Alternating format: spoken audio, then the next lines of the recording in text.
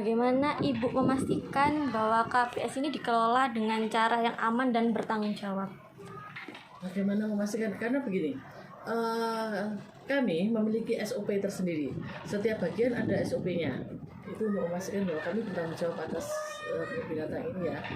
Jadi baik dari mulai perawatan, pembersihan kandang, kemudian pakan, air minum, terus kemudian kebersihan umum ya, kayak begini namanya kebersihan umum ya. Kalau kandang berbeda lagi ya, kalau kandang berkaitan dengan satwa. Kami punya SOP-nya dan itu yang harus kita ikutin untuk memastikan itu. Ya, bagaimana Ibu memastikan pengelolaan tersebut sesuai dengan SOP-nya? Nah, memastikan itu kan Mbak, ada bagiannya tersendiri. HRD itu memastikan semuanya berjalan. Kepala bagian memastikan semuanya harus berjalan. Karena jika tidak berjalan, maka itu akan membahayakan satwanya. Jadi ketika kita melihat satwanya baik-baik saja, ketikanya makanannya sesuai prosedurnya, pemberian makan sesuai prosedur, kesehatannya sesuai prosedur, berarti SOP-nya berjalan dengan baik. Lalu, bagaimana indikator keberhasilan yang digunakan untuk mengukur pencapaian visi misi dan tujuan KBS? Indikatornya adalah pertama, Kebun Binatang Surabaya itu adalah lembaga konservasi, edukasi, dan rekreasi. Jika konservasi sudah terpenuhi, banyak satwa yang bisa kita lepas liarkan kembali, banyak satwa yang bisa kita tukarkan dengan LK yang lain, maka itu sudah bisa dipastikan sesuai dengan ketentuan yang kita harapkan.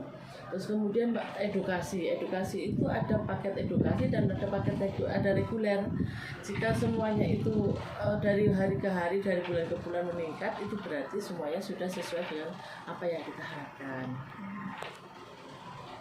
Lalu, bagaimana struktur organisasi dan tata kelola Kebun Binatang Surabaya?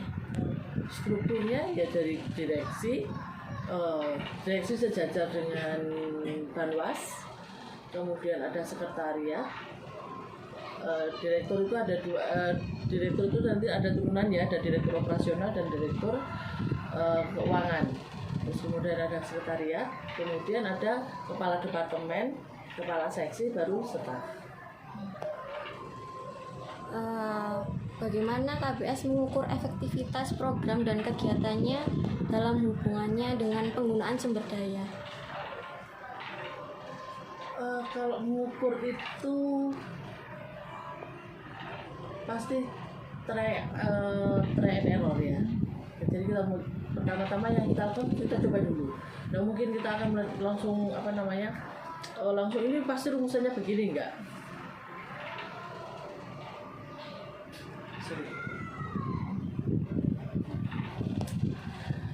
Untuk beberapa orang kita berikan beberapa sangkar, kemudian kita kasih namanya tenaga tambahan yang namanya mobile, artinya tenaga tambahan bantuan. Jadi nanti pasti akan diukur kekuatannya seseorang jam berapa sampai jam berapa, itu untuk menentukan seberapa luas dia bisa menguasai wilayah tersebut. Artinya misalnya Pulau Kera apakah bisa dikuasai oleh 1 atau 2 orang saja? Jika tidak mampu, maka akan ada pengajuan, ada uji coba. Jadi diuji coba dulu, misalnya dua orang tidak mumpuni, nggak selesainya jam berapa, nanti akan merugikan satwanya apa enggak, itu harus kita perhitungkan juga. Nah, setelah itu jika memang benar-benar menurut pertimbangan dari HRD dan direktur operasional bahwa itu memang harus lebih dari 2 orang, maka harus ditambah. Tetapi jika misalnya cukup 2 orang, ya sudah cukup begitu.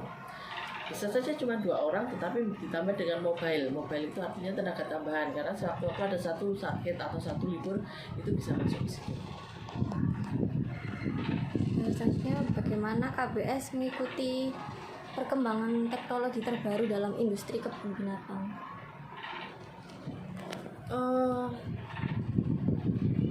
Industri kebun binatang apa ya? Jadi kalau industri kebun binatang itu misalnya di bidang kesehatan, kami ya akan menyesuaikan dengan dengan alat-alat kesehatan yang harus sesuai dengan satwa yang kita saat ini, apakah benar-benar harus beli, ataukah kita harus sewa, ataukah harus dibawa ke lembaga yang lebih modern. Itu nanti yang akan diputuskan berikutnya, tergantung dari satwanya. Karena setiap hari satwa itu kan kita periksa. Kalau sakitnya seperti biasa-biasa saja ya nggak perlu peralatan kan. Bahkan ada peralatan-peralatan sendiri yang bisa kita buat gitu loh. Lalu bagaimana KBS menjalin kerjasama dan kemitraan dengan lembaga lain? Biasanya kami dengan tukar menukar satwa, terus kemudian dengan tukar menukar ilmu. Nah, ilmu itu kan banyak ya, karena setiap orang itu cara handling satwanya kan berbeda-beda. Nah, itu yang biasanya kita lakukan. Jadi tukar menukar satwa itu diperbolehkan ya, Bu? Boleh, tetapi harus pakai lembaga khusus. Itu biasanya terjadi karena apa? Loh, tukar menukar itu bisa terjadi jika kebun binatang satu membutuhkan satwa yang katakanlah kebun binatang tidak memiliki lama, misalnya satwa lama, kita boleh misalnya kita tukar menukar satwa dengan taman safari misalnya. Untuk satwa lama, taman safari membutuhkan misalnya dia tidak punya komodo, boleh, tetapi atas izin pertama BPKSDA, surat-suratnya harus lengkap juga. Terus kemudian dengan Menteri Kehutanan, nah itu harus lengkap juga. Kalau komodo itu juga harus ada tanda tangan dari presiden. Nah kayak gitu tuh harus lengkap juga. Tukar menukar boleh. Terus kemudian bentuknya tukar menukar apa? Apakah breeding alone atau memang tukar menukar biasa? Jadi antara ya sudah, pokoknya sudah kamu pack, bisa pack boleh.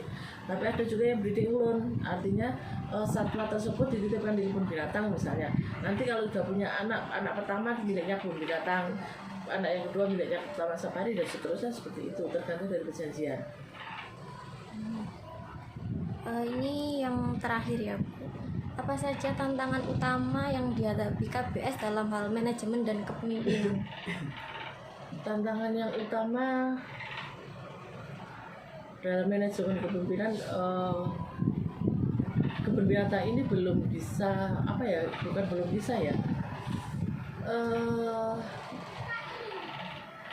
istilahnya kalau kita mau menuju ke modern banget itu sih belum bisa. Artinya pengunjung juga masih banyak yang menengah ke bawah, masih banyak yang gaptek dan sebagainya ya toh. Terus kemudian tentang pembayaran misalnya, seperti kita pakai QRIS saja banyak pengunjung yang kesusahan, tidak semua orang bisa pakai QRIS, bahkan lebih banyak yang masih cash. Nah, kayak seperti itu yang masih harus banyak sosialisasi dan harus banyak bersabar untuk kita gitu. Satu lagi, Bu, menurut Ibu apa yang perlu dikembangkan dalam pengelolaan di KBS ini? Banyak sekali yang perlu dikembangkan. Seperti apa, Ibu? Salah satunya saja tidak apa-apa. Seperti misalnya kita harus merevitalisasi sangkar supaya benar-benar kita bisa menuju ke kebun binatang modern. Terus kemudian kita harus selalu upgrade wahana-wahana, kondisi-kondisi supaya kebun binatang Surabaya tidak tertinggal. Karena kan orang akan bosan kalau kita misalnya selfie ini misalnya yang terbaru adalah Roro Gita. Dalam 2 tahun nggak mungkin orang akan terus-terusan foto di situ, ya pasti akan berubah. Nah itu yang harus terus di-upgrade. Yang pertama itu bagaimana Ibu menjelaskan strategi pemasaran KBS saat ini? Strategi pemasaran kita melakukan beberapa cara ya. Di antaranya dengan promosi dari mulut ke mulut, dari media sosial, terus kemudian media elektronik, terus kemudian pameran, terus kemudian bekerja sama dengan pihak-pihak terkait. Oke, dari beberapa saluran itu yang paling utama digunakan KBS untuk menjangkau pengunjung itu yang mana, Bu? Tidak bisa dibilang paling utama ya, Oh, ya. karena semua itu saling keterkaitan. Oh, iya. Saling Berkaitan. berkaitan. Nah, Terus selanjutnya itu apa saja tantangan utama yang dihadapi KBS dalam memasarkan dirinya sebagai objek wisata? tantangan utama adalah terbentuknya kebun binatang kecil lain yang sebenarnya tidak bisa dibilang kebun binatang ya. Oh, iya. Karena isinya kambing, ayam dan sebagainya.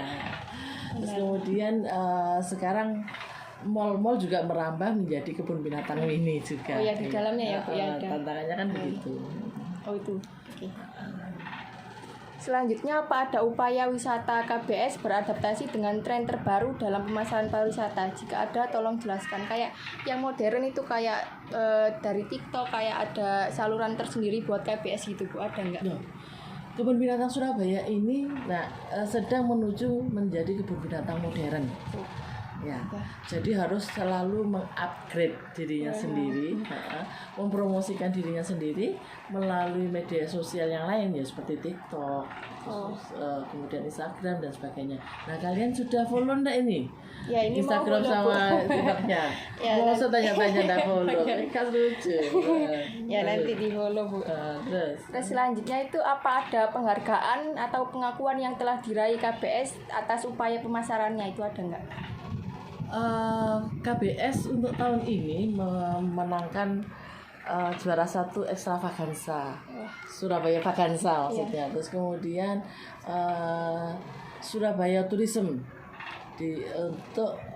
untuk alam, wisata alam. Terus kemudian Festival Rujak Ulek kita juga menjadi 40 besar dan 19 penyaji terbaik. Untuk tahun ini yang kita peroleh masih itu sih yang masih kelihatannya yang bekerja sama dengan Kota Surabaya ya. Belum lagi beberapa waktu yang lalu Kebun Binatang Surabaya juga mendapatkan predikat akreditasi B+. Sudah sangat baik ya Bu ya ternyata. Sudah sangat baik. Untuk pertanyaan tambahan terakhir nih Bu, apa saran Ibu untuk orang yang ingin mulai berkarir di bidang pemasaran pariwisata, apa aja yang perlu dikembangkan atau dikembangkan gitu? Bagi orang-orang yang kepingin bekerja di kebun binatang, Ke pemasarannya gitu pemasaran kebun binatang, iya. Yang jelas dia harus pandai membaca situasi ya. Juga harus pandai-pandai dan jeli sekali menghadapi situasi yang ada di Kebun Binatang Surabaya sehingga dia bisa menjual. Kalau dia tidak bisa menjual, susah juga. Ya. Udah, itu aja Bu. Terima kasih. Menurut Ibu, fasilitas di KBS ini udah memadai apa belum ya Bu? Belum. Masih kotor. Iya. Motivasi Masnya mengunjungi KBS ini? Bentar, motivasi. Ya. Ya, karena kondisi saat ini sangat penat ya. Banyak pikiran gitu ya. Dan pemuda saat ini ya juga kalau digeluti dengan kesibukan itu ya bikin kepala itu jadi pusing gitu kan. Ya, maka dari itu saya sendiri memutuskan untuk berlibur. Healing ya Mas ya? Iya, ini. Terus saya kan asli Ponorogo nih, jauh dari Ponorogo. Karena sebelumnya belum pernah kesini dan pengen kesini ngajak-ngajak keluarga, bareng sama keluarga. Dan alhamdulillah mereka juga sangat senang sekali. Gitu. Untuk akses menuju KBS ini Bu, itu mudah atau gimana Bu? Mudah terjangkau atau tidak? Sangat mudah. Karena kalau dari Pandaan ya, kebetulan kita itu kan di tengah kota itu terminal, naik bis misalkan naik bis, kemudian turun di Surabaya. Di sini kan langsung dekat dengan terminal Surabaya, Jayabaya apa ya yang Jayabaya Bu. Kalau Surabaya kan Bungerase. Ini Jayabaya langsung turun. Ini pengalaman saya dulu sama anak-anak saya. Jadi saya berangkat bertiga, saya anak saya dua itu sangat menjangkau sekali karena naik bis, nggak yang rumit-rumit harus naik, apalagi cuman oper dari Bungerase ke Surabaya terminal juga, ke Jayabaya terminal. Habis terminal sudah kelihatan dinding-dinding, ternyata itu kebun binatang kita langsung. Terus mau baliknya juga angkot tersedia. Kalau menurut saya sangat memadai ya Bu ya. Cuman kita ini tadi naik kereta. Oh, sama murid-muridnya juga naik kereta. Naik kereta dengan jumlah 120 peserta naik kereta. 120 peserta naik kereta, sudah pakai tiket rombongan, juga sudah proposal rombongan naik dari Bangil ke Wonokromo karena tujuan kita ke kebun binatang, makanya turunnya Wonokromo. Kalau tahun kemarin kita tujuannya ke Monkase, jadi turunnya stasiun Gubeng. Jadi mengenalkan anak-anak eksplor tentang transportasi. Dalam enggak, ini tadi sudah kita langsung pesan angkot. Jadi sudah kita tata dari keluar dari stasiun Wonokromo sudah dijemput sama angkot. Jadi angkotnya tuh nanti ini sebentar lagi kita keluar juga mau keliling ke alun-alun bawah tanah atau kemana ke Surabaya. Jadi mengenalkan ya Surabaya kan biasanya orang-orang sekarang bukan yang ke situ kan, ke mall, Tunjungan Plaza, Mall Plaza, Pakuwon. terus pokoknya yang berbau-bau mall karena tapi anak-anak itu kadang nggak mungkin aku kebun binatang atau apa-apa itu kan nggak jarang lah kalau nggak orang tuanya yang membawa. Jadi makanya ini tadi mama-mamanya, ayah bundanya yang mendampingi itu kita itu ya ini aja, Mang, ngapunten ya nanti kita ini jadi ngikuti bukan hanya ya mengenalkan mall aja. Betul. Jadi wisata dan tempat-tempat mungkin yang bisa kita sangat kenal di provinsi kita khususnya di Surabaya ini kan banyak sebenarnya yang legendaris. Betul. Jadi wisata sambil edukasi ya. Iya, insya Allah seperti itu. Tadi pun masuk pertama itu kita hanya keliling beberapa itu sama kita. Terus kemudian kita mau ada permainan ternyata dipakai rombongan lain. Akhirnya ya udah wis monggo kita sekarang bebas melihat. Ini Hewan-hewan nyebar, satwa-satwa, Jadi iya. ada yang naik kuda, naik apa itu gajah, ada yang naik unta, terus ada yang apa katanya naik apa dinosaurus ya. Kita malah nggak tahu ini. Karena ini di grup ini mama-mama, Bunda ini masih di sini, masih di sini, masih di sini. Oh iya, nggak apa-apa. Tapi kita sudah ada sepakat ada randonnya. Kita sudah bawa randon acaranya. Nanti jam 13.30 harus sudah ngumpul karena mau melanjutkan perjalanan. Nggih. Terakhir nih Bu, kesan ibu-ibu ini tentang KBS gimana Bu? Bunda? KBS luar biasa, menarik, mengasihkan. Oke. Perkembangannya banyak sekali ini. Karena saya yang beberapa waktu kesini sama yang sekarang. Terus kemudian ini ada yaitu tadi mungkin kalau yang disampaikan Bunda tadi itu aduh memang ya jalan ya. Iya. Ya mungkin Luar biasa. mungkin nanti nggak tahu ini bisa, kayak Malang itu kan ada yang kadang sepeda ya. Iya, betul. Persewaan. Tapi ya memang lumayan juga sih. Iya. Kalau ada itu kan mungkin bisa sampai kemana-mana semuanya merata. Jadi itu bagus. Cuman ya ini mungkin hewan-hewannya juga yang harus di ini ya kan beberapa kadang sedikit gitu. Iya, betul. Jadi mungkin lebih di nanti Tambah lagi. lebih lengkap lagi akan jadi menarik. Baik Bu.